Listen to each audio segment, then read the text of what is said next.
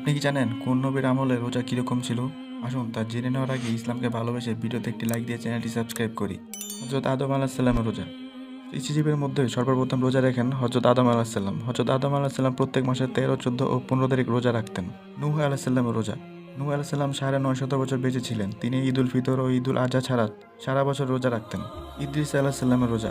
ইদ্রিস আলাহিসাল্লাম সারা জীবন রোজা রেখেছিলেন। সুলাইমান আলাহিসাল্লামের রোজা। সুলাইমান আলাহিসাল্লাম মাসের শুরুতে 3 দিন, মাসের মধ্যে 3 দিন এবং মাসের শেষে 3 দিন রোজা রাখতেন। হযরত ঈসা আলাহিসাল্লামের রোজা। হযরত ঈসা আলাহিসাল্লাম কখনো রোজা ভাঙতেন না, হাদিসে এমনটাই বর্ণিত হয়েছে। হযরত ঈসা আলাহিসাল্লাম সবসময় রোজা রাখতেন, কখনো রোজা ছাড়তেন না। দাউদ আলাহিসাল্লামের রোজা। দাউদ আলাহিসাল্লাম একদিন পর পর রোজা রাখতেন। হযরত মুহাম্মদ সাল্লাল্লাহু আলাইহি সাল্লামের রোজা।